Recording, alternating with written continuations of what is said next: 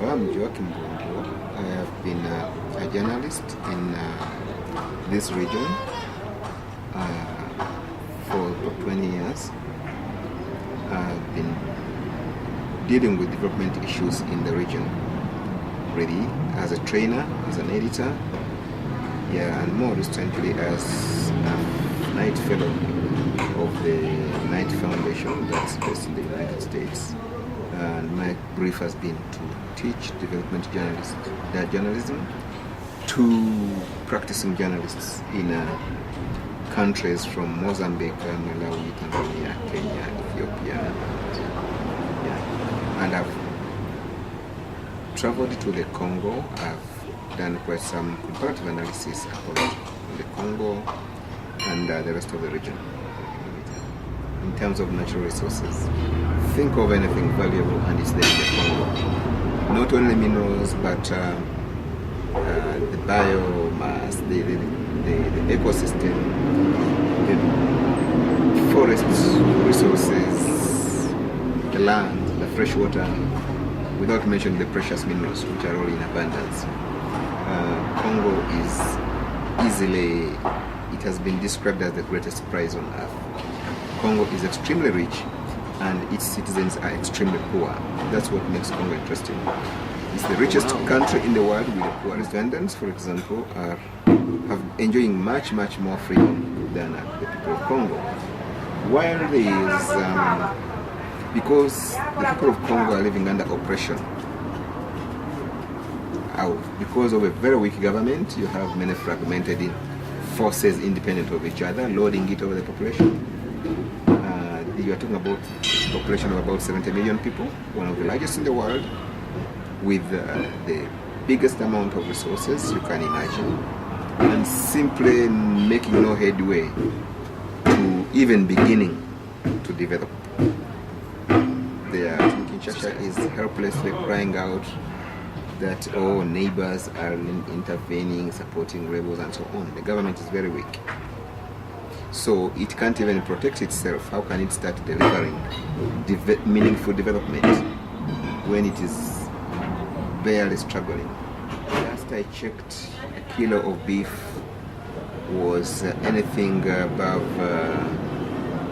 $20. It's a rarity.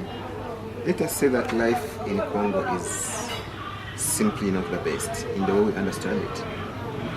Much as those you may be talking of material things, but much of Congo is very unsafe. There is rampant rape of girls and women by different rebel forces.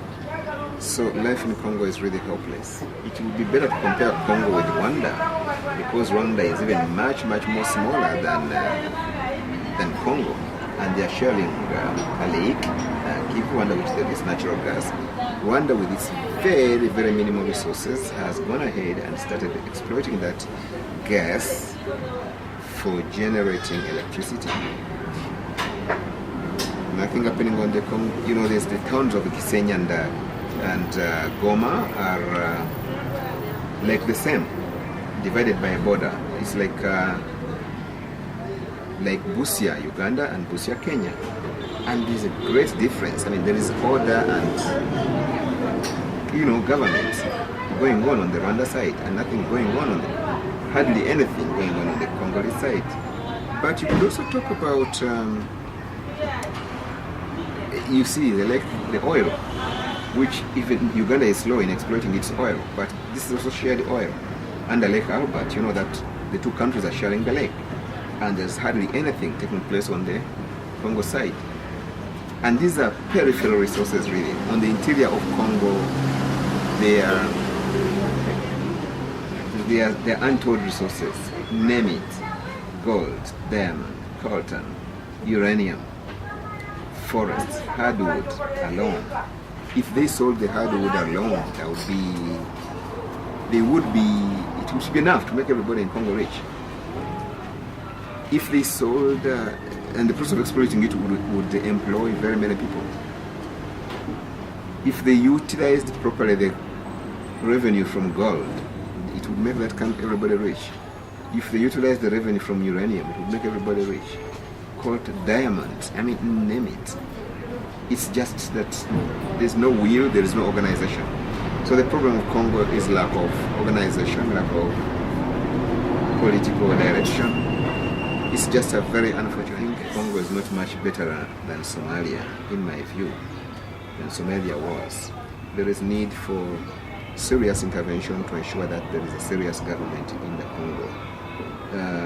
If it were up to me, I would suggest that the United Nations takes over Congo and creates an interim mandate to stabilize and redevelop the country, because it is supposed that country has the potential to be the real paradise on earth. But it's not the case, because over 50 years after independence, there is nothing. The life of the Democratic Congolese is not any better.